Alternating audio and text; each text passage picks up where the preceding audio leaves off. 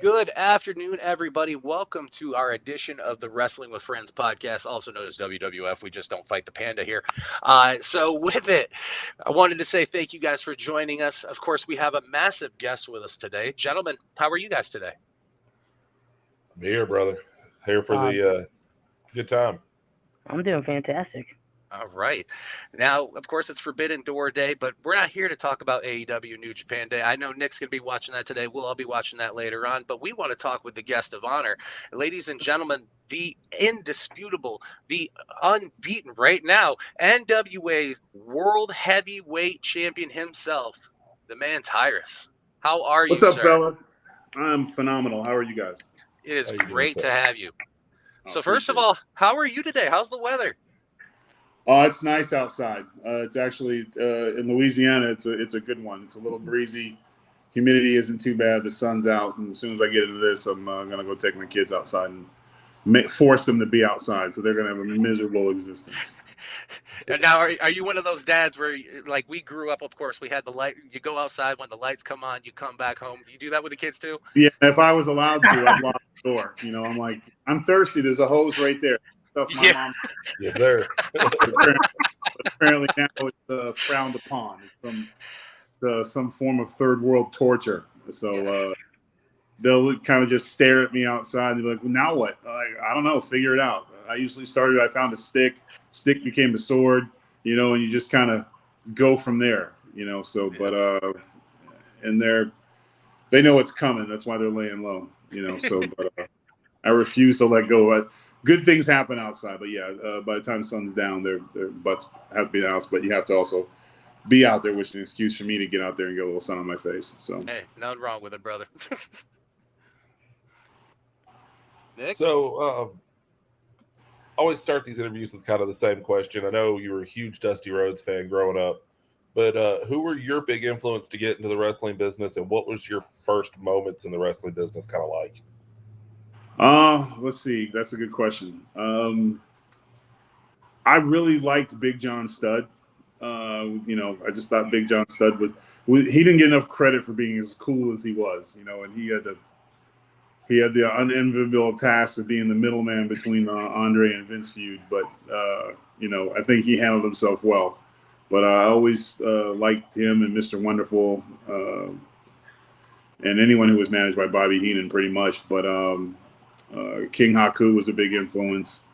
And then as I kind of got there was a lot of people like, hey, you should wrestle, but like nothing ever, really serious. But I guess Tommy Dreamer was the one who was like, he was the one who really kind of pushed me like, hey, send me an 8x10, you never know what would happen. And I wasn't even looking for it. I was content being a wrestling fan. I would have pay-per-view parties at my house, just like everybody else. And it just kind of it was one of those things where it's the last thing you expect to happen. I'm throwing guys out of a club, but apparently I did it with flair and not Ric Flair, but like style.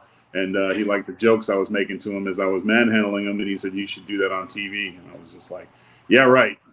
But I was just excited that Tommy Dreamer had come to my club that night. So, Yeah.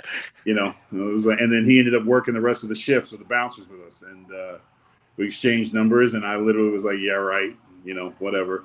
And then I got a call from him like a month later going, a couple of people like your look, man. They want to bring you in to Deep South and give you a tryout. And I was like, if it's not like a football tryout, I've never done it, but they're like, you just figure it out. And then that's when I came across Bill DeMott, whose whole goal was, I'm going to prove that you don't belong here. And I was happy to disappoint him. But, and it wasn't a malicious thing. I understand he was protecting the business. And you got to want it. And just like anything else, it's not something you see on TV and then go, hey, I'm going to go do that. So I had to work for it and fight for pretty much everything I got in the business I had to fight for. So there's a lot of people that were involved. Dusty and I became, the first time we met wasn't great. Bill was like, hey, I know how much you like the American Dream. He was working, getting MVP ready for TV. And he was like, hey, stick around,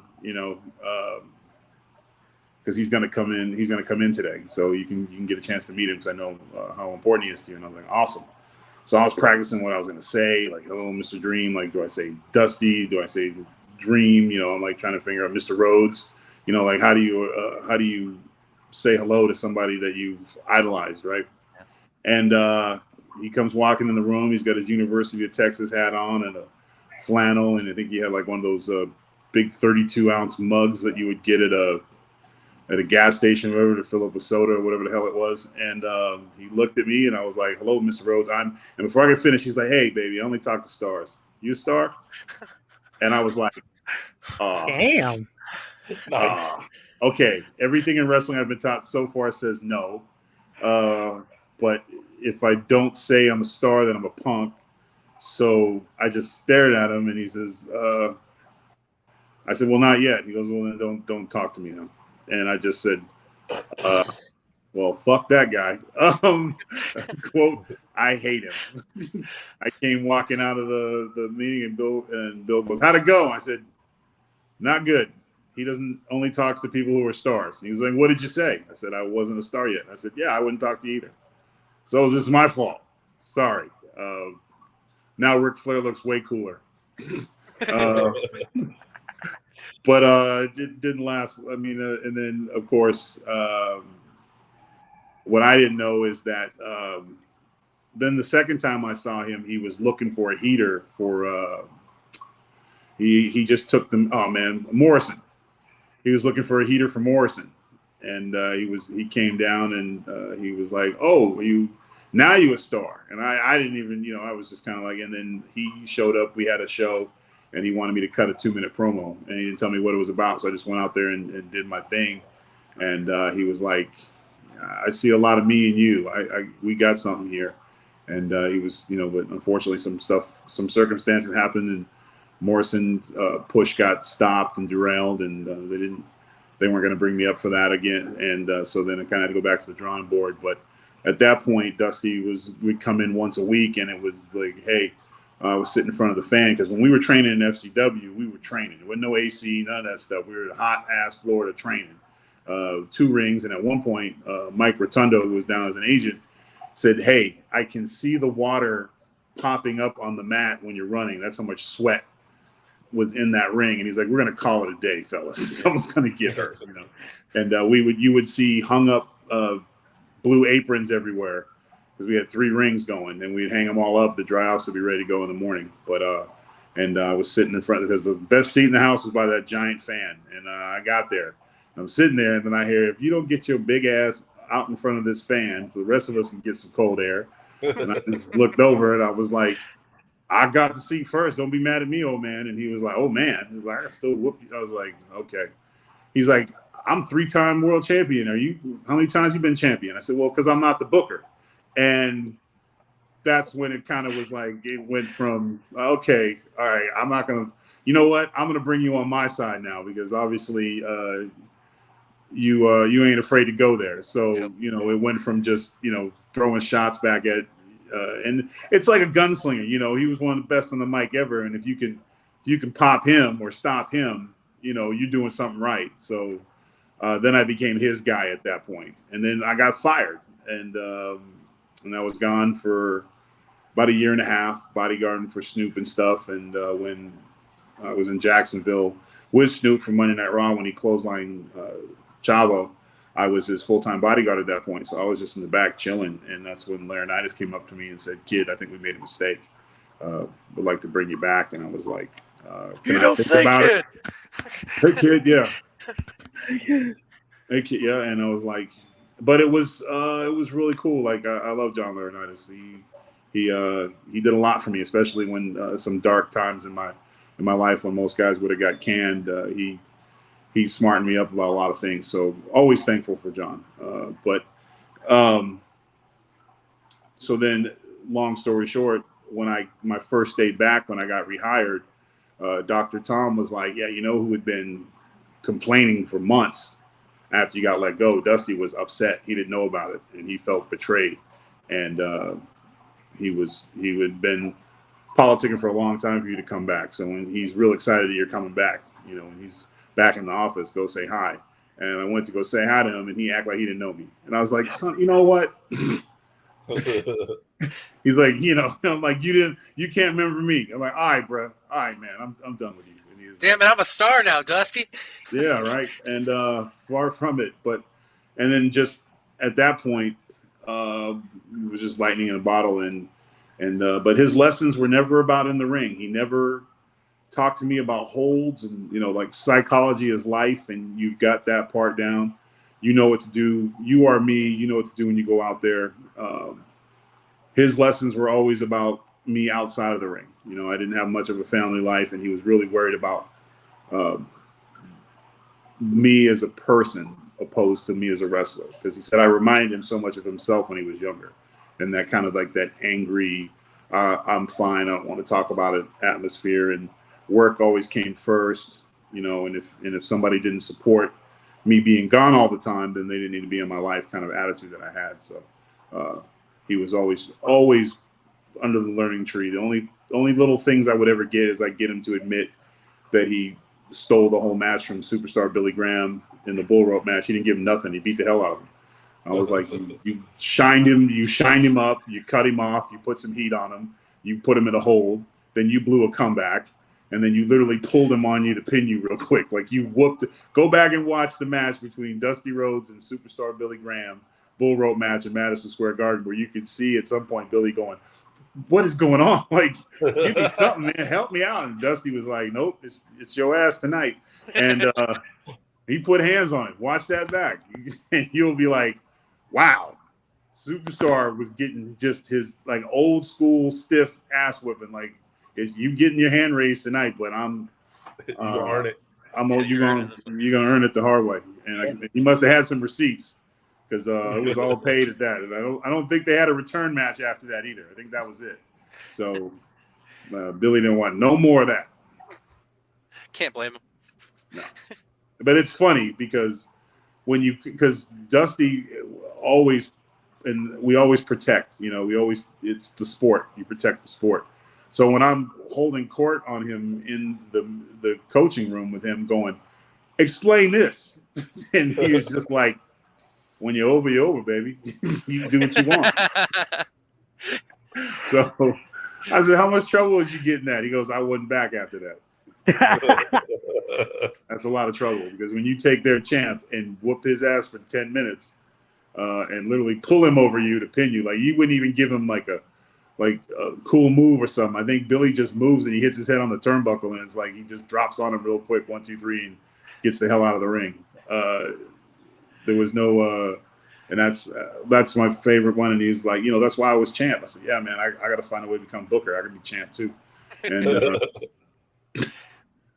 it was just that kind of a relationship. And I've had a lot of good relationships like that with the older, the legends of our sport. And I think I get most of my support. They like seeing us being able to take our platform and expand it to other things, to show wrestlers that you don't need to wrestle till you're 60, and put your body through hell if you're able to use your platform and your skill set beyond the ring. And that's one of the nice things. My last day in the WWE actually was with him. And I think he knew it was my last day, but I just showed up. I just finished the NXT stuff, and they're saying getting ready for a relaunch and all this cool stuff. So I wanted to show my face because I wasn't on the road at the time.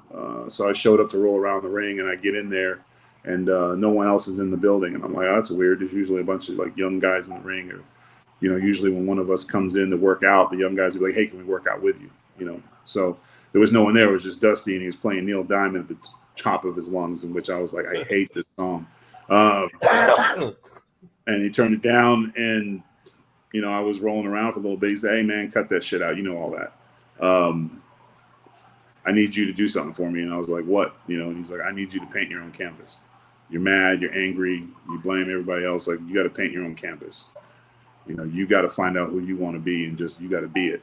You can't, if you don't like something, don't do it miserably. Either do it well or don't do it at all. And he's like, there's 2 words that I need you to always remember. And the lesson I thought was get over. And I said, I know, get over. And he was like, those aren't the words. And I said, well, what are the words? And he's like, when you figure it out, you'll tell me. And I thought he was just messing with me. And then, of course, the next day I got let go. So I think he probably knew, but Dusty, the business end of it is you got to follow protocol. But it was a really long conversation about me and life and nothing to do with wrestling. And so I figured it out. Unfortunately, I didn't learn the lesson why he was still here with us. And it wasn't until the documentary that just came out with him, when I saw The Notebook, that I figured out what the lesson was. The 2 words were, and his little notebook where he make his little notes, his coach's playbook for wrestling. It's worth millions of dollars with all the knowledge that he had, secret messages he had in there and stuff. And on the thing, it was what are the only 2 words that matter. And I was sitting there watching it with my wife and my daughters, and I was like, get over. That's what I said to the TV, and it was family first. And I was like, damn. And I immediately messaged Dustin, and I said, your dad was trying to teach me something, and I thought I got it, but I didn't. And he was like, yeah, he was like that. He's like, I'm still figuring out shit that he told me then that makes sense now. I said, but the cold part was, I am a family man now. You know, I do put my kids first. So even though indirectly I learned the lesson, I didn't, I'm happy if he was here, I'm happy to say I got a coach, but that was what was most important to him. And I think that's because I was chasing it so much that he was concerned about me. Because when you love this business, and I'm sick about it, I love it. I don't have to wrestle anymore. I just love it. And it's being with, especially with most of my best friends in the NWA and guys I came in with, it's just one of those things. But you want to be in a position to where you can walk away from it. And, hopefully someone will say, leave it a little better when you were there. But to where people were like, you keep going, you don't want to end up being, because there's only a couple Hogans and Flairs and, that are even still with us, guys that have transcended the business, but even like Rock and Cena, they had to move, in Hollywood, and they're doing their stuff like that. Me, as a mid-card guy, which is even, harder to because when you leave, you don't exist anymore. You know what I'm saying? There's no goodbye, farewell. You get a phone call from Mark Carano going, I don't know what happened. We were a Rocket. We was killing it. And then somebody fucked up. But, who knows? Maybe you'll be back. You did it again. Who knows? You're a talented guy. You'll figure it out. And all you're sitting in the car while it's happening is going, end this as fast as possible. It's like getting dumped by your girlfriend. You don't want the explanation. Is it over? Correct? Okay, may I go now? Because now I have to pretend like I'm fine. I have to pretend like I'm fine for the next 4 hours. So, I wanted my freedom anyways, says everyone. But when you get fired, it sucks. But he was trying to prepare me, and I think it worked out. And with, I guess you could call it stardom or whatever the hell, but being able to use my wrestling platform to build it into other things and still keep true to wrestling. Sometimes I get some heat from people who have no idea what our business and our sport is about. Like, why do you wear the belt? Because I'm the NWA World Heavyweight Champion, and why the hell would I not? That belt, I'll have that belt on TV until I lose it. And when I don't have it anymore, I'll be the former. But always remember where you came from. And it's important to me to not every time that belt is on TV, and it's the most seen. And I know some people don't want to hear that at Fox, but it is the most seen championship on the planet. An average of 10 million people a week see it. And it's important to let I'm a wrestler first. And wrestlers, because, for a long time, we were like maybe a scotch above a porn star in terms of crossover, with the exception of like Andre the Giant. I mean, even Hogan got fired for doing Rocky III. You know what I'm saying? Like, it was just we were never really. And then all of a sudden now you look at who are the 2 biggest actors in Hollywood, Rock and Cena. I mean, you know what I'm saying? And You're going to tell me that Bret Hart on Lonesome Dove didn't deserve he should have got an Emmy. Exactly. Come on here. The only thing should have happened was there should have been a shooting scene where as he shot each bad guy, he said, I'm the best there was, bang. The best there ever be, bang. The best there was. And then the Undertaker can walk out. Yeah, and then drag the body. Carry What out it is, the Boom, bodies. fellas. boom, And double yeah, crossover. we could make this thing happen. And of course, the sheriff in town's a guy who's stone cold. I mean, it's not that this shit writes itself. This is dump trucks of money, fellas. We're just sitting on it. We had it. Somebody give Dennis, me a now we beer. got I'm the new doctor. sheriff in town. Yeah, I mean, it's so easy. Dr. And then- Quinn could have been the women's world champion at that time. She could have been feuding with and then Medusa. next thing you know, there's Hey. this crazy cargo ship coming in from Samoa with all these crazy soldiers with tattoos coming out, and all of a sudden you got these two twins super kicking everybody everywhere. We need some damn law and order in here. Then we get the New Age outlaws coming in the other side stealing cattle. I mean, come on, fellas. We're here. We have got this. And then Where you got was that this? Somebody really greenlight this attractive heartbreak kid who's robbing banks and stealing kids. I mean, He's the Billy the Kid. yeah, this is. Shawnee the Kid just riding on in his horse. And He's here not- comes He's not your Tyrus, boy toy. Tyrus, Mark Henry, and Big Show riding oxen into town. It's no problem. Like this stuff, genius, fellas. Like this is why I'm winning. It's not stuff like this. That when I bring it to Fox, they're just like, yeah, this guy's do it. And then I leave the office and they go, don't let him back in here. But yeah, it's cool seeing other wrestlers do well. I mean, I even tricked Fox into letting me. I wanted to change my podcast, and I just basically wanted to call my friends once a week.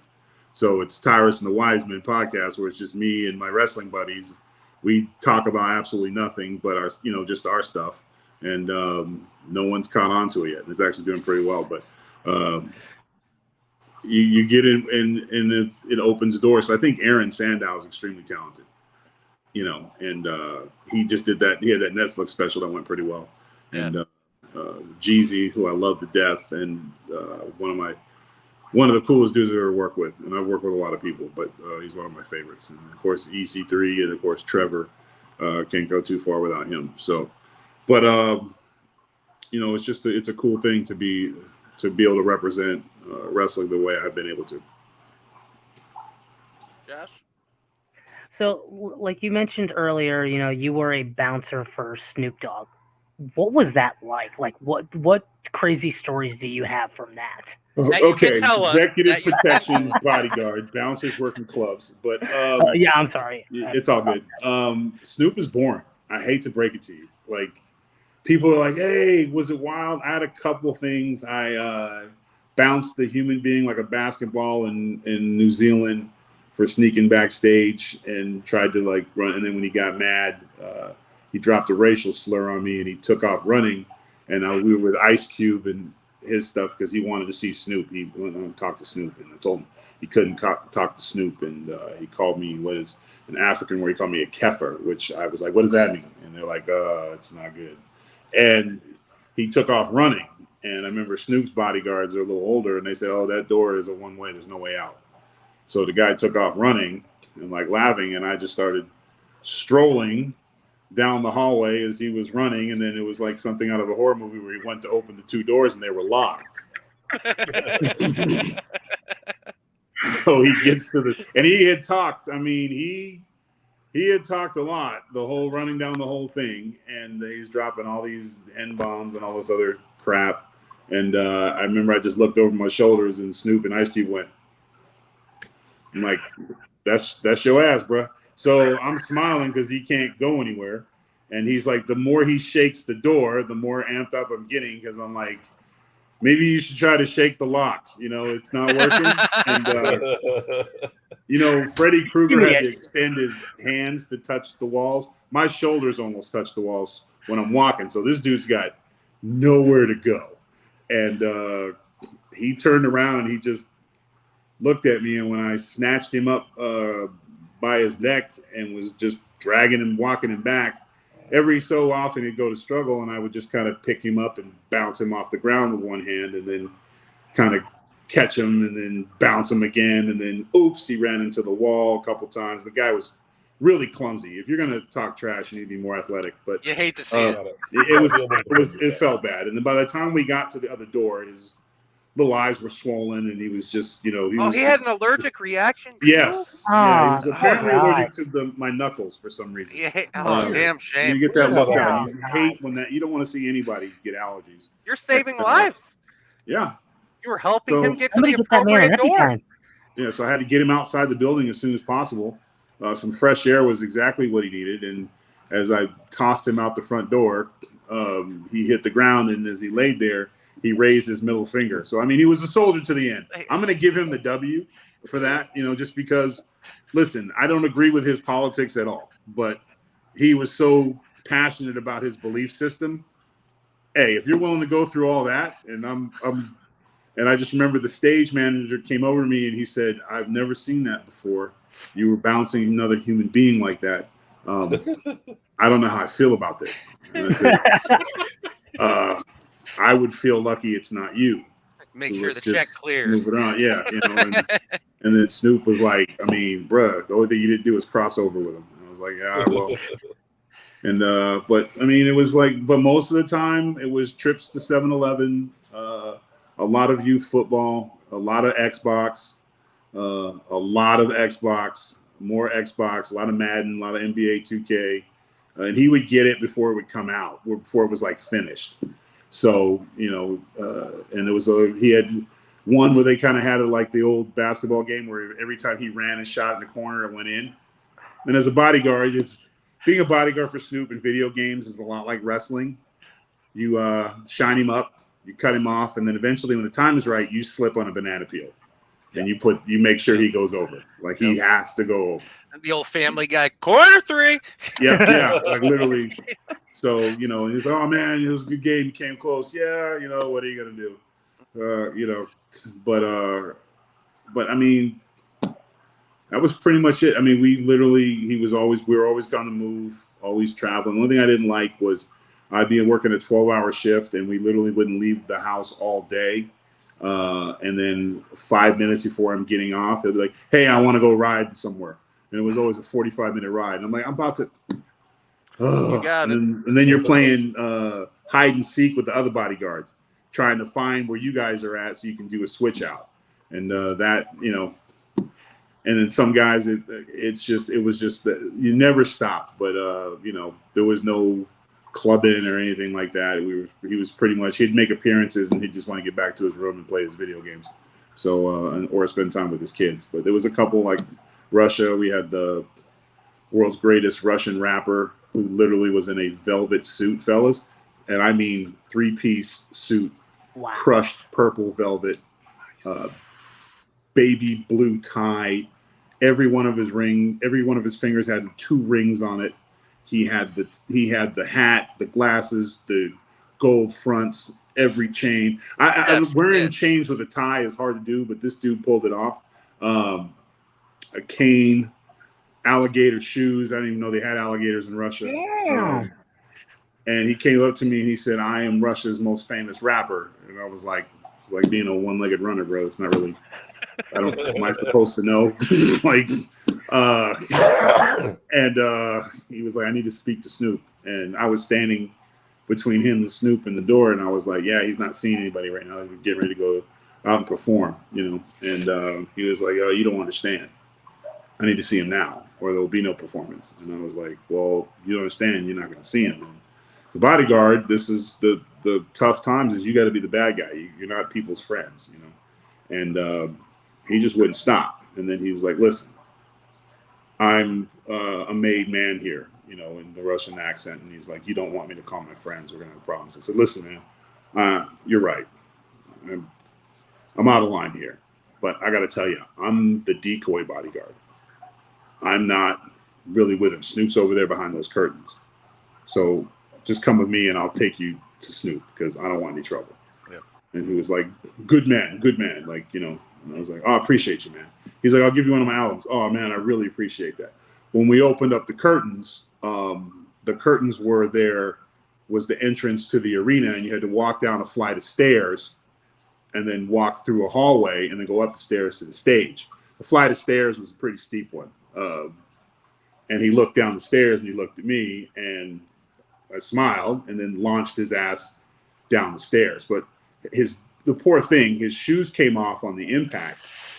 So, and he hit the ground, and it was dark, and I turned the lights off on the switch. So, and he was down there, just kind of making all these like, it was a bad fall, bad fall. And I kicked one of the shoes away, like down the steps. The other one, I just went to kick under the table, but another one of his producers from one of the big firms that represented him, as I kicked the shoe away, he like leaned down and picked it up. And he goes, "Is this going to be a problem?" And I was like, "No, shouldn't be a problem at all, boss."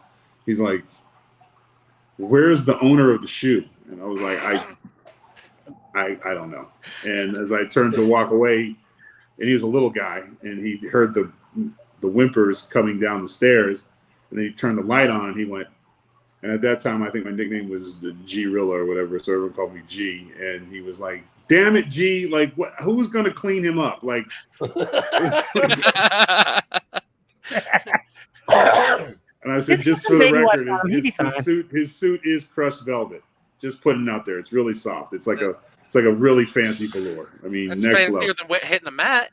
Yeah. And then I went to the door and knocked on the door, and Snoop said, "Is he gone?" I said, "Oh, he's not gone, but he's not going to be bothering you anymore." And he was like, "Yeah, good shit." So, he had a sense of humor about those things. But more often than not, I was taking the kids to appointments and making sure that he got to wherever he needed to go. But he was too busy. And by that time, he had seen enough. He had seen enough stuff in the world to like lay low. But we have a ton of adventures. We've been all over the country together. And it was really cool that I got to do that stuff with him. So, as Nick knows, because Nick and I have done tons of interviews and podcasts together throughout the years, I usually try to go a little bit deeper in the thought with some of my questions. So I'm going to hit you with a haymaker that you might not have gotten in a while or might not have gotten ever. So I'm going to start this off with, through your journey of life, whether it was working with Snoop or your whole wrestling career going all the way to now with Billy Corgan. Of course, being a bigger guy, people don't always recognize that the big guy has feelings on the inside too. And having to make those miles and make those journeys and travels. And there's a lot of people that throw so much recourse at you, even since you've become the NWA World Heavyweight Champion. How are you able to handle and manage those things every day to the point where you don't want to be like, you know what, fuck it, I'm done? Okay, well, first of all, I give zero fucks about trolls. My man. I love playing on the road. I know what they cheer for, so I love their boos, to quote Rick and Morty. I've never given, like, I can honestly tell you, a rat's ass about trolls. When you are cheered wherever you go, when you're taking 9-10 pictures an hour every time you're at the airport, when people come up to you and wanting to introduce you to their families and stuff, and then you have some guy from Wisconsin saying that you suck, you have to be, and then that guy affected you, your ego is all kinds of screwed up. And that's the biggest thing is, like, I think it was my first match on a house show when I'm still was coming from the sports world. So when someone gave a review from a match, I thought it was like an ESPN type situation where someone is breaking down your performance like a panelist would be at ESPN, or like a fight doctor would be coming on and like, hey, look at his right hand, this, that, whatever. And I was wrestling Scotty 2 Hotty, and I was as green as I could possibly get. And I had been training with Bill DeMont, so I was basically being taught to be a stiff monster. And the first time I hit Scotty, he was like, fuck this. Let's get this match over with. You're going to kill somebody. And one of the fans said, he's worse than Mark Henry and Khali combined. And I was like, oh God, my career's over. I got it bad. Like this sports, this expert just, and they're like, what? No, that's called the dirt sheet. You don't read that shit. And I was like, wait, what do you mean? I said, it's like a fan that doesn't like you. I'm like, wait, that's it? It's just one guy? And he's like, yeah. I'm like, fuck him. Fuck him. Like, okay, well. He says, now if there was like 7,000 people saying the same thing, be afraid. But I got too many positive people around me to care about, like, and even when, like, sometimes wrestlers try to like get in on it, right? Because they'll be like, I think, and people have come to my defense, and I was like, I was like, bro, I don't need it, but I appreciate it. Like, I think one of the coolest things was like Eric Bischoff and Conrad were talking about me, and I'm like, this is awesome. Eric Bischoff is one of the guys that he's one of the reasons why we're all here talking about it. You can't take that away from him. But I'm like, I don't pay attention to the compliments because they're just as bad as the hate. If you start believing the shit that people tell you when they like you, there's no room for improvement. And I think that's the problem. People who have a problem with being trolled is because they put too much emphasis on being complimented. Someone tells you, oh, you're the best, I love you, you should have your own show, or oh, you're the greatest champ ever. And you crave that attention. And then when someone goes, oh, you suck, you're so upset because you put so much meaning into false, like somebody likes you on social media. That doesn't, you take 6 of those to Starbucks, bro, you still got to come out of pocket to buy you a drink. So you just got to prioritize that stuff. I've had enough failure and firings in my life that where if my kids are cheering me, if I walk in the door and the check clears and all that stuff, and if I thought that I was a detriment to the wrestling sport, I wouldn't do it. Billy and I have had the conversation because I'm like, I know Father Time's starting to knock, because it's taken me longer to, get over stuff, and especially the Crockett Cup. I mean, literally, we beat the hell out of each other out there. And Trevor and Mike Knox, who honestly, I couldn't be more happier for Mike Knox. Like, I'm just so glad that he's finally he is one of the best to ever put on the boots, and he was punished for that. But him winning the Crockett Cup, him and Trevor winning the Crockett Cup, I couldn't have been happier for two guys, but there was a lot of taters, let's just put it that way, out there. And there was a double suplex where somebody was a little late, and when I landed, I was just like, oh man. And I just said, you got a receipt coming, and you got a receipt coming. You don't know when it's coming, but it's coming. And day 4, I was still kind of trying to figure out how to stand upright. So it gets to the point where you start thinking about it. But I honestly, 1,000 people, 1,100 people, and I'm being gracious with that number, don't like me. Get in line, bruh. Like, you're watching me. I don't know who you are. Like, I would like to go down to your job at Subway and sit at the table and be like, that's how you put lettuce on a sandwich, bro? This dude sucks. Like, how would he like? I think we have a series for you right there where you can Tyrus goes to real life. I'll just show up to the troll like, hey, what are you doing? Oh, you're ordering Uber Eats with mom's credit card. But you're the wrestling expert, I can see you like going to Walmart and like critiquing people like folding the clothes. Like, that's how you fold the damn That's t-shirt. the best way to do it. And I worked at Walmart. I stock shelves. You know what I'm saying? I just want to see it done with the bagger. I want to see it done with the bagger. Really? That's how you're bagging them? Really? Do you not know what the hell you're doing? And they'd be like, do it yourself. So, if you don't like me wrestling, because here's the deal. Sometimes, like, there's this guy in NWA, Chris Silvio or whatever. Yeah. He looks like a pirate hooker. And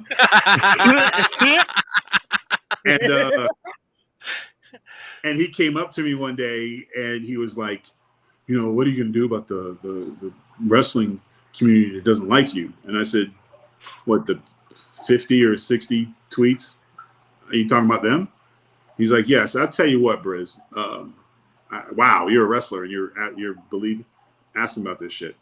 And I looked at him and said, I tell you what, bro, you get all the trolls and the haters of Tyrus together, have them follow you on social media, have them band behind you, and I will go to Billy and be like, this is the guy that I need to meet in the next pay-per-view. Look at the army he's got behind him. The internet is behind him.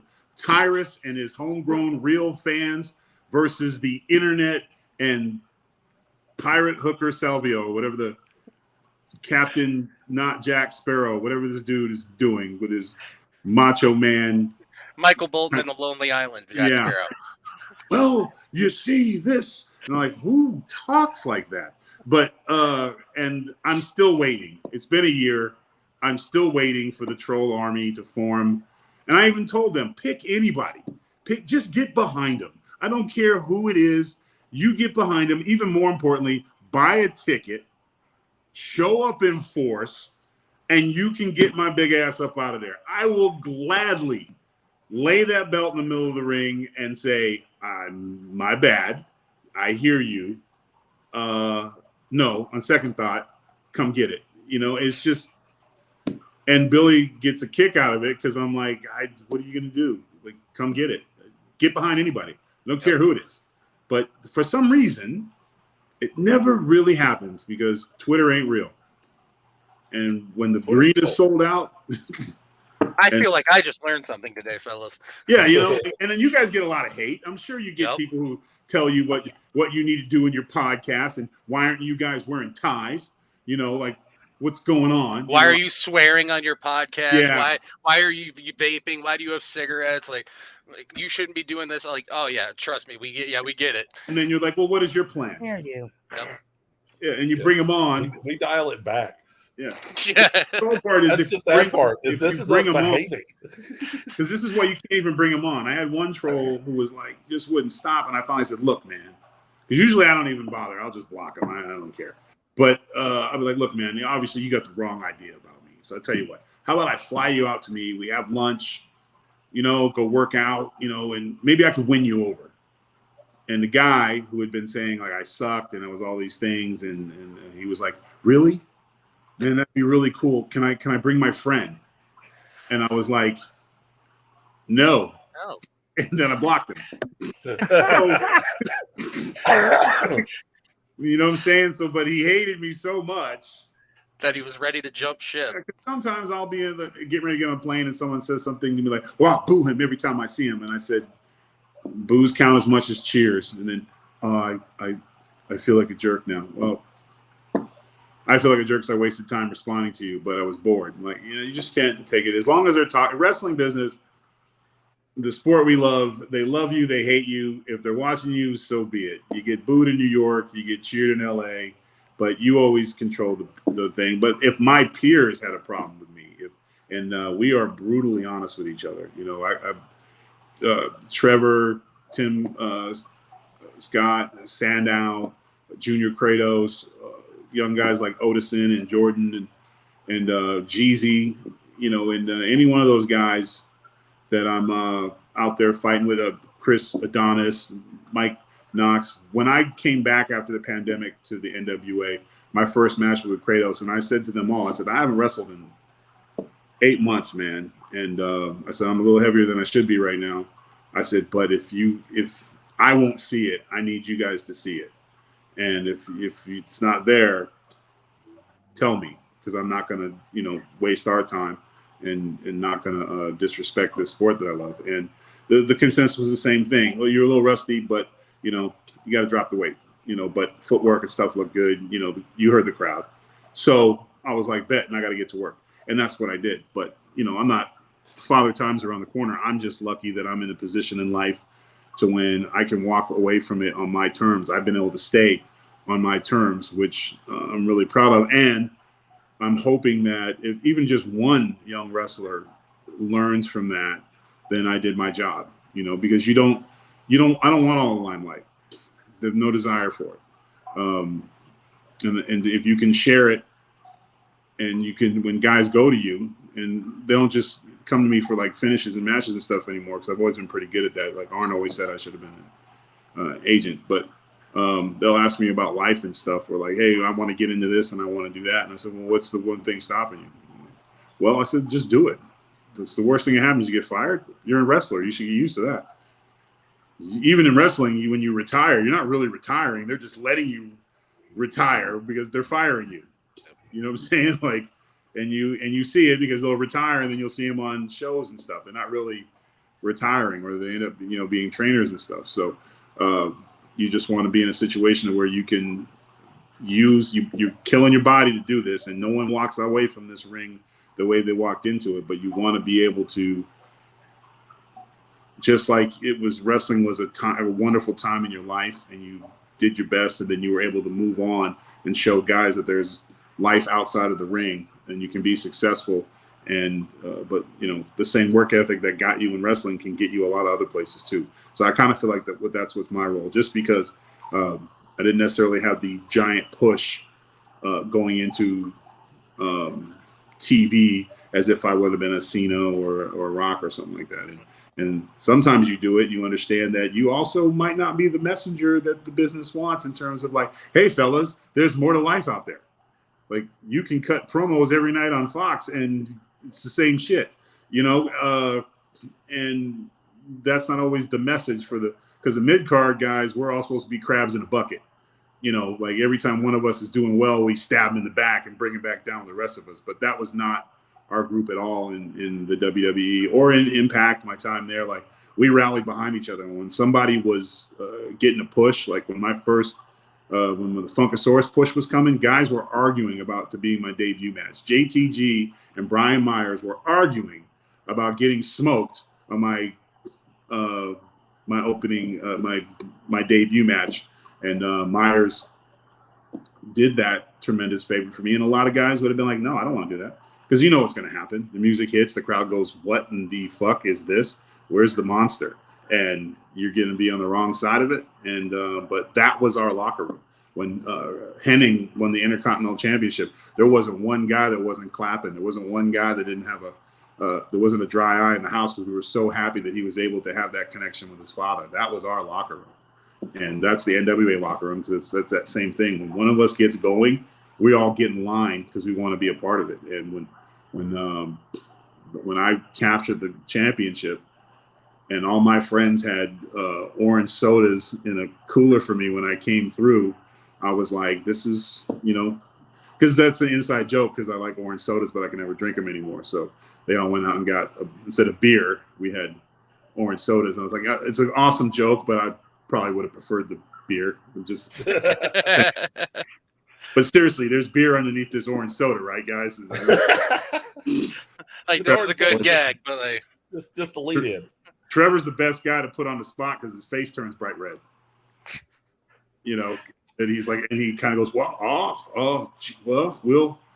I think we can make a run. And I'm like, damn it, bro, it's 12 o'clock at night. Like, there's no running. Like, we're done. Like, we're lucky we're gonna get a Waffle House. But but that's the reason why you stay as long as you can. But I'm not gonna stay longer than I'm allowed to, but it won't be because of some stupid punk ass troll on the internet telling me when to get out. Because you're always welcome to sign a waiver and just get me out. Like, fine. Yeah. Billy has an open contract on that. So, and the same thing with Billy, because also you got to know when to say I'm done. When I told Billy, he's like, I'm gonna try to talk you out of it when the time comes. And I said, and I'm telling you, if I'm calling you, it means it's I'm not doing it because I'm on the ropes. Plus, once you say you're going to retire, you're done. It doesn't matter what sport you're in. You're looking on the way out. So it's over. And it's NWA. We've got some really big stars like Jordan Peterson, Odinson, and Kratos. I'm like, these dudes. Like, if you like Odinson with them, if you haven't seen his flying hammers, man. He hit me with a 1 hour match we had, and we were about 8 minutes. I think I got hit with 45 different. I don't even call them European uppercuts anymore, because Dave Taylor, I fought through the nastiest European ever, and I was on the wrong side of a few of those at practice and stuff. And this dude Odinson like spins in the air, like he has no gravity, and I was just like, well, there it is. Oh, there. Oh, wow, he's hitting it from everywhere. And if I don't know if you guys saw the Crockett Cup, but if you watch Junior Kratos and Odinson tagging together, I think they're taking on the Southern Gentlemen. I think that's what they're called. Odinson hits him with what basically can be described as a flying European uppercut pounce that knocks the dude into, I don't think he knew where he was. Like, he was one of those things where you see guys fade and stuff trying to get out of the way or something, and there was nowhere to go. And I was just watching at the monitor, and I was just giggling like, he really thought he was going to get out of that. Like, nope. My problem is I can't put my hand up. I just can't do it. So, I think Adonis kicked me in the face about 14 times, but I always just go receipt. Like, I got you. Yeah. Okay, Briz. But we got some young guys. So it's, Jordan Peterson, I think, is probably he's going to be one of the biggest stars in our industry at some point. I mean, the dude's he's just good and so annoying. Like, you just want to punch him in the face. Every time he talks to me, he's always smiling and positive. He's one of those guys like, morning, brothers. And you're just like, shut up. Shut up. Talk to me after 1 o'clock. Yeah. So, I mean, you've done everything at this point. You've got books, sold out comedy tours, work with Snoop, WWE, TNA. And I know you say you don't give a shit about the trolls, but I love that about you, because I definitely see guys that like let it affect them. you can't. Do you think that some of that is because of the Fox News Association? Do you think some of it is because of the political views? Well, if they actually watched me on Fox, they would see that I'm not very political about my views. I'm a common sense guy. So I believe in small government and knowing where my tax money goes. So that's what makes me a Republican. But I don't push my shit on nobody. I just speak it from my hip, take it, do what you want with it. And I usually find a way to make things funny. So they've never watched me. They just say, oh, it's Fox News and this, that, whatever. But I've never mixed the two other than representing wrestling on the thing. And if I have something controversial to say, I'll take the belt off my shoulder and be like, listen, this is me speaking from the hip on something. But people are always, and I find you never get picked on by somebody more successful than you. So a lot of times people just go at you just to go at you, and they'll be like, oh, he's on Fox News because maybe they watch CNN all day, or maybe they're in the tribe. And when people are in their tents, doesn't matter what the other side is doing, it's wrong. And whatever their side's doing is okay. And it used to be we all policed ourselves, and one of my roles on Fox is I'm not gonna let some bullshit a Republican does slide. I mean,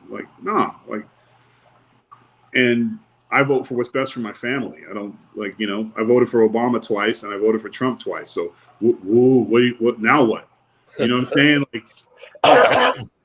I think sometimes you just get into the thing where one of the scariest things, especially now, and from what I can tell, you guys are all white. So you're like white men. So, the world hates you. But men in general, independent, successful men in general are under attack.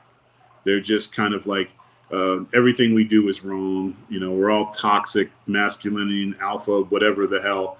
But there's a lot of that. And so they want to try to use stereotypes. One of the things I hear all the time is that my blackness depends on my voting record. That's always hilarious to me. So when they take my blackness away, do I get to pick my new race? What am I now? Is it a T-shirt? I love Italian. I wouldn't mind being Italian for a month. Just try it out. Dude, you're invited. You're part of the family. You know what I'm saying? Come on in. On sounds good to me. So, I mean, it's just like that stupid shit that they do, that people do to evoke responses out of you. When I was the Funkasaurus, for every child that wanted to jump in the ring and dance with me at the end of the match, there was some, 45-year-old guy with his arms crossed, pissed off because he got a mohawk like me, because he expected me to have the House of Pain, and I'm sorry, man, they gave it to Mark, and this is what I got. But the fact that he's still mad at me about it, it's like, I don't know you. My family's enjoying the benefits of my job, so I'm going to focus on that. That's the biggest thing, is like, don't let this fame shit is fleeting, man. It don't last long. It can be annoying at times. It's a lot of fake friendships, and everyone loves you when you're doing well, and when you're doing bad, you don't have a friend in the world. And wrestling is like wrestling. You can love wrestling. I love wrestling with all my heart. Wrestling's never going to love me back. Wrestling's already looking for the next guy. That's just the nature of the business. And so when your time is up, it's up. And people are going to hate on you, but you just need to focus on what's in front of you. If your family's good with you, your career is going good, and you have a plan, I could give a damn what Hot Dude 87 has to say on Twitter about me, And honestly, I don't read the shit. I don't even get to it's just scroll, and then. I know sometimes, and I have friends who get caught up in that. Who's really sensitive about trolls? Sandow. Aaron will want to get and go at every person that says something about him or me or anyone else. I'm like, this is what happens when you don't have kids. You don't have a stable relationship. You got too much free time in your hands. Get off the damn social media and stop worrying about what somebody's saying about you. He's like, well, I just, and I'm like, no, I don't know. I got stuff to do. I'm going to go golf with Elon Musk on the moon. You go worry about these dudes. I'll holler at you. Like, you just don't worry about that stuff. I don't care. They're talking about you, so that means that you matter. When you have nothing, it's a ghost town, be afraid of that. As an entertainer, the worst noise to hear is silence. So when it gets quiet, that's your ass. When someone's hating on you, usually a man who doesn't date well, you're doing just fine. Fair. Now, before we get back into the questions, you actually bring up a wonderful point to what Nick was saying. And earlier on in the conversation, when I was bringing up, the dealing with the trolls and all that shit, I noticed Nick looked at me because of the history that him and I have. Because when it comes to like the whole Fox News, CNN, all that bullshit, it already causes so much of a device or a divisive line. Everyone just goes into their tent. Yeah. And exactly.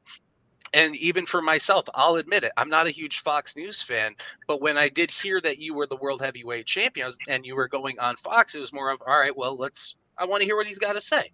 And having those listening to those conversations like you'd have with Greg or some of the other spotlights that you've had, I want to personally express to you, thank you for actually doing that, because you even opened my eyes a little bit to it. Yeah, because it's not about politics. It's about, I only talk about from my own personal experiences. Yeah. What I know. I don't have a writer. When you're yourself, you don't have to remember shit. Yeah, like, and I can tell with you, you're not broadcasting. If you're playing a character, and let's be real, people do. They'll switch networks just like wrestlers switch territories. Charlie Arnold, baby facing one, and then they're heel another, and they'll whatever the pulse of the land is. That's where their affiliation's from, and I make jokes about everybody, and if you're going to be president of the United States, you got to be able to take a joke or two. But at the same time, I'm just call it like I see it, and I disagree with a lot of stuff. I also don't believe in burying people. Like when I do the 5 and stuff, and there's like that one left-leaning guest on the show, I'm nice to them. Like there's no reason to be rude to them. because they're human. The easy thing is to be like, if I wanted to get, I call it red meat. You want to get some red meat, to be like, you communist progressive moron. And then Twitter will light up. Hell yeah, Tyrus, you tell them. Now I got to sit here for 45 minutes with a person and have them just staring at me after I just crush them with name calling. You know what I'm saying? Like, it's not even a debate. So I find humor does the trick. Make my point. Take my point. Don't. It's my opinion. It's coming from a comedic background and my life experiences, and it's worth whatever you want it to be. And I have no problem with someone going, hey, I disagree with you. Don't see it that way at all, because Kat's a libertarian. Greg is super Republican and is kind of like in a battle with the progressive agenda and stuff. I got kids, as Heath would say.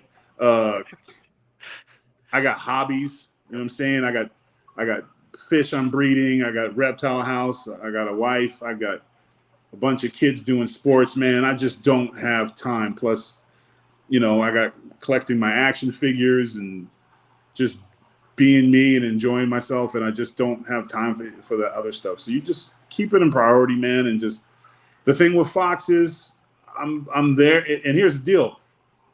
Not many places would give a brother wrestler like myself a job and a platform on a place like that.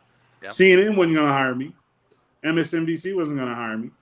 Fox was like, I did a couple spots on Gutfeld, and it wasn't until I had said some serious things that they were like, something about when he talks, people lean forward. That's what the CFO had said. And she was like, I have not seen that.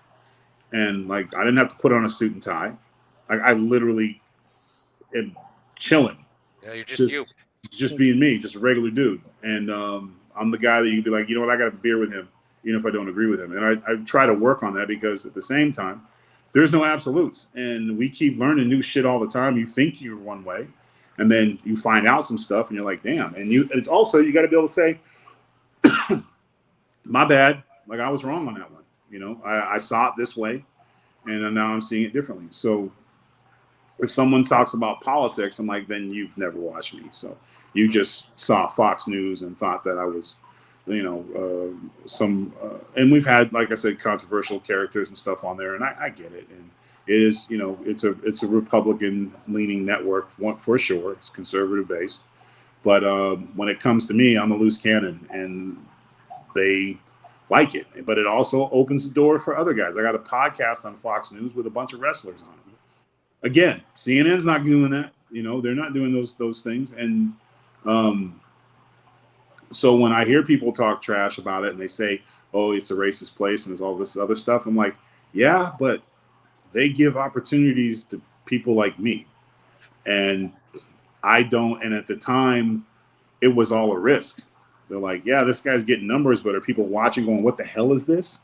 Or people going, huh? But then as the beast grew and it started attracting, you know, because I do really well in the big demo. The demo is the number. You could have 3 million people watching you, but if you don't have anything in the ad demo, it doesn't mean anything. You're a fish in a tank because you're not generating money. And that's the one thing on the Gutfeld show that we did was we were always in that demo.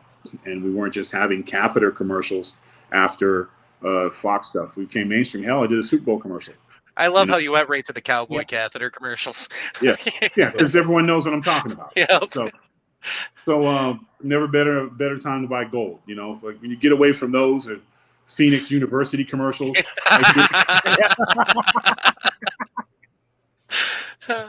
When you get away from those and you start getting Ford commercials and Twix and stuff, you know, and Gatorade, you're doing some things. So, and that's what I worry about. I don't worry about the other stuff because if you paid attention to what I said, I say things in a way that you don't have to agree with it, but I don't shove things down your throat. I don't argue with nobody. I'm too big for that shit. So, you know, and there's people that have their strong in their beliefs and they'll be like, oh, you work for Fox News, I hate you. Okay, well, I don't need to know somebody like that because politically, who you vote for should not be who you are. You know, you should be voting for what's best for your family and your stuff. You know, if I want a tax break and the Democratic candidate has got a better plan, I'm just gonna be like, you know what? You got my vote, bro. You know, I just do the job. Next man up. I don't give a damn who you are. Do the damn job. You know, and if you can't do the job, I'm gonna talk about your ass until we get somebody here. Like we need term limits. That's not just for the left. I want Mitch McConnell's old ass up out of there. We can all agree on that. Hell yes. Yeah. Hell yes. Yeah. I'm from Kentucky. I want them out. Yeah, all of them. Like you shouldn't be dying on the job. You couldn't be that old and work at Walmart. You know what I'm saying? Like they're literally dying on the job. 2 months after they die, they're still voting. Mm-hmm. You know what I'm saying? Like term limits, all of them, get them out. And I think 90% of the problems in this country and the overspending and the gaslighting, all that shit will be gone because we focus so much on the president. But he can only do what these old school, and they're out of touch. They got no idea what's going on in the world today. I'm sorry, but Chuck Schumer and old Nate, they don't know nothing damn thing that's going on. They haven't talks about the internet, and they still have Apple, you know, like you've got mail. So can I listen to music on TikTok? You know? So you know, and that's not very Republican, I guess. But I give zero fucks about that stuff. Call it like you see it. You don't ever have to worry about, oh man, should I have said that? Should I not have said that? You know, saying something that you don't believe just to get on an extra TV show. I'm good. I'm pretty booked right now, so I'm gonna stick with mine. But if you haven't watched it, I get it. But if you watch me, you're gonna be like, Brett, he's the most non-political guy on political. Show. And that I'll be full blunt because Nick knows this behind the scenes. When I reached out to your awesome kick-ass wife, and I wanted to make sure I gave her a shout out because her and I were talking. She's amazing. We love her. She's the bully and the thug, but yeah. when I reached out originally, because I'm going to break fourth wall here. I reached out back in December, January, and I started trying to make contact with you to schedule all of this. There was even like we were saying earlier about those trolls and those people that just want to talk shit. Oh, well, you got Tyrus coming on. He's the Fox News guy and blah, blah, blah, blah. Like, okay, yeah, even as somebody who aligns a little democratically, have you actually taken the time to watch? Just taken the time. because it's not the force-fed bullshit that you see a lot of the time on either side of the aisle. It is what it is. I spend most of my time making fun of Greg. Yes, and that's what I noticed too. Is most of the time Yep. you're just acting like one of the boys, just wanting to bust balls and hang out. Yep. Like, it's not about trying to show, well, Biden's this and Trump was that. No, it's just, Greg, you got pants on underneath the desk today, right, bro? Like, just keeping it fun and fluid. You know, and I'm cool with that. So here's the thing. So one of the things I learned with the success of my book, which I wasn't anticipating, I was like, if I sold 1,000, I thought I did something. You know, I wasn't expecting it to be, you know, what it was. And, but I had to start prioritizing time. So I was like, on the weekends, which I would normally do like interviews and stuff, it became my kids' weekend. So I had a thing where I turned my hat around for and be like, dad hat's on, no interviews, no nothing, guys, the weekends are yours. So therefore it like cut out everything. But the one thing about Ingrid is if she gets a contact, she's like, I'll get you in as soon as we can. And she goes down the list. So this weekend I was supposed to be working at Fox. I took a couple extra days off in the week because I had some stuff to do with my daughters. So I was going to work this weekend. Well, that so-called coup or whatever the hell misunderstanding in Russia kicked in, and it's the weekend crew. And let's just say that I don't get the love that I normally get from the producers during the week. And they're like, we're going to bump Tyrus for Brian Kilmeade to host the show. And I was like, bet, can I go home? And they're like, well, we want you to do Sunday. And I'm like, but if I can go home with my kids, I prefer to do that. And then they're like, I said, this thing's going to carry over. You're not going to be talking about Russia and this stuff for like the next 2 days. And then they said, you know what? Yeah, you know what? You can go home. So I was hopping on a plane and I'm like, I'm coming home. And then Ingrid was like, you got interviews. And I was like, what? It's the weekend. She's like, you were working the weekend. So I was able to get these interviews in that have been waiting a long time. So you're going to do the interviews. Because even today I was like, well, it's Sunday. Maybe I could maybe I'll do on Monday. She's like, your big ass. I could have did it. Office. Yeah. Go do your thing. Like the Red Sox game's on. Like they're playing the White Sox. You're fine. Oh, right here, buddy. You're right fine. here. Yeah. Got you covered, brother. Yeah. So, you know, when we're able to get it in, it's just the point is being able to say no and prioritize and put family first when you can. You're going to miss out on some gigs because I don't like to work weekends. I very rarely do indies now. I just wrestle pretty much exclusively for the NWA because it's my kids' time now. So if they want to see me go wrestle somewhere, then we'll do that. But most of the time, my butt is sitting on the bench watching them playing soccer and baseball. So, you know, because it's here's the thing. That's the crowd that matters the most. And when they want you to come to your stuff and you don't go because you got to work, and this is where Dusty's lesson comes in, eventually they're going to stop asking you to come. And then you've lost them. And for what? A couple extra bucks and a couple more spots on TV. So I prioritize that. But luckily, like I said, if you send her an email and she says she's going to do it, it might take a minute. It's just because of the interviews for the books and the TV shows and the stand-up comedy shows have been like the most I've ever had to deal with. And you just, for your own sanity, like when I get home on the weekend, I put my phone up, it's a wrap. I'm not posting nothing. Like I'm escaping, but not really. I'm just trying to be present, be responsible. And you keep telling your kids, hold on, I got to do this interview. Hold on, daddy's I'm working, you know, I got to do this stuff. I got stuff to do. And then you realize if you're doing good at your job, you can pace it a little bit.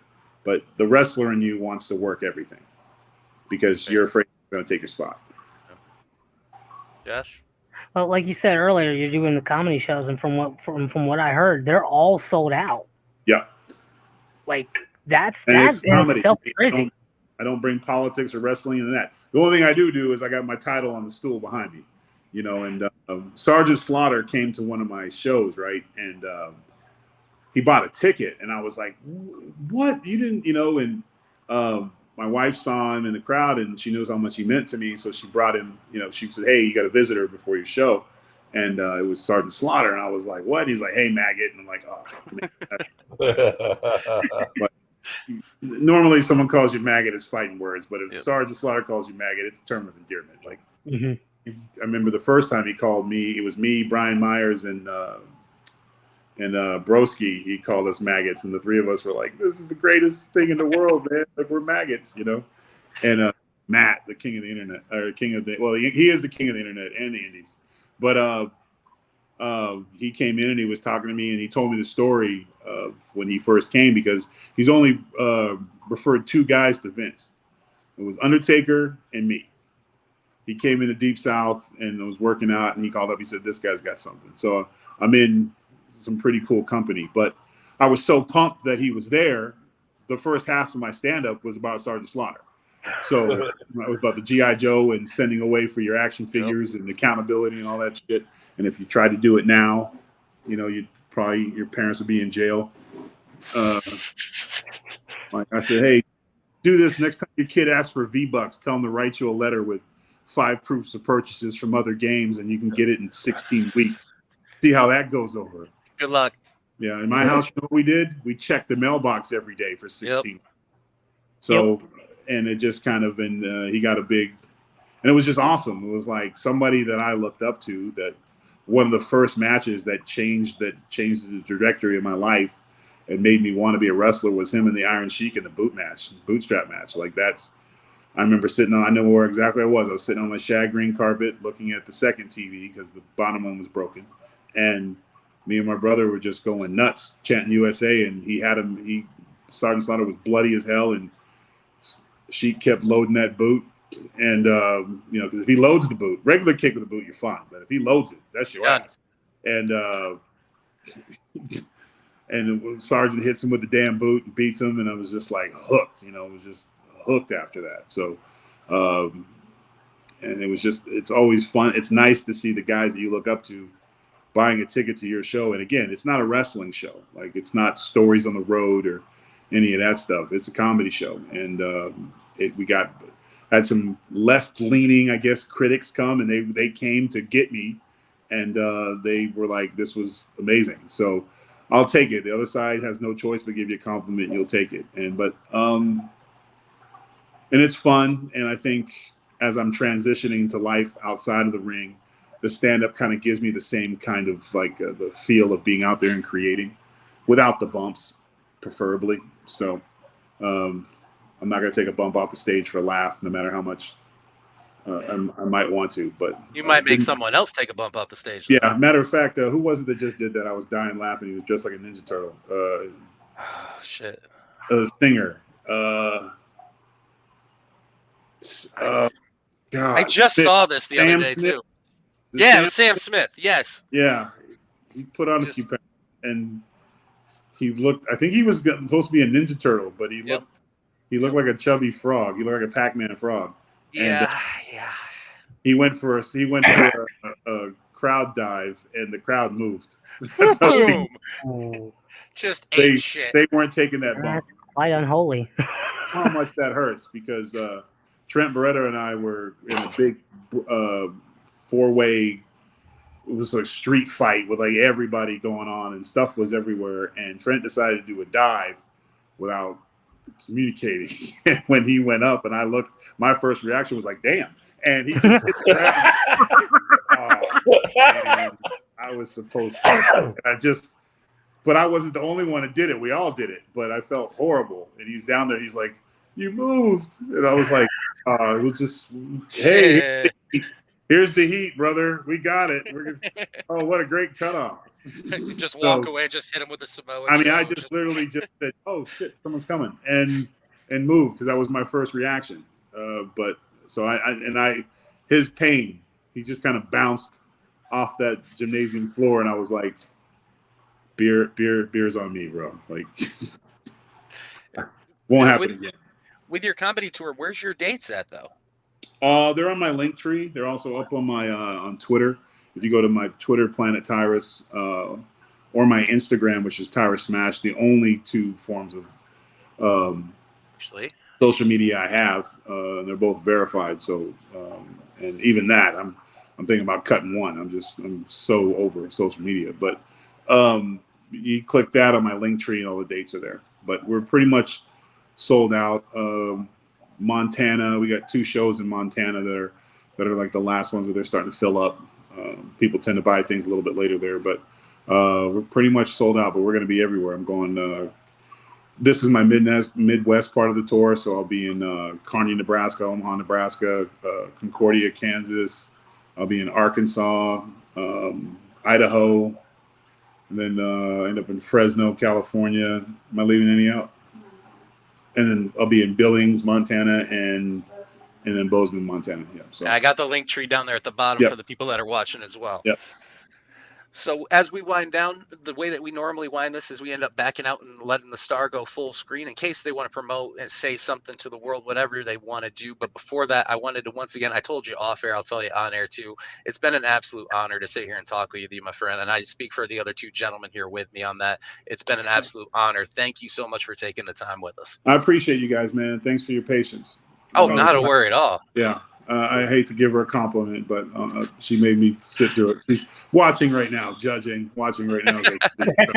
You're a kick-ass wife, Ingrid. I don't care what he says. Because she knows I'm also good for, got another call, guys. So we'll hit this back. So she made sure I can't sneak outside until I actually did what I needed to do. So. All good, my man. Well, it's been an absolute honor. Thank you a million times over. We can't wait to see you continue and being the NWA World Champion. Hopefully, I can try to make it down to one of the shows. I know you guys got one down in the Carolinas coming up, and then you got one in Chicago. So I'm hoping I can come down to the Chicago one. Maybe you might be there. I'm not sure, but either way, hopefully we end up having you again on some point soon, my friend. Yeah, sure. Anytime, man. Y'all cool. All right, brother. It's been an absolute honor. And guys, thank you all for tuning in. Wrestling with Friends podcast here with the one and only NWA World Heavyweight Champion Tyrus. Thank you all for tuning in. Be safe. Peace. All right, fellas. Y'all have a good one. Ah.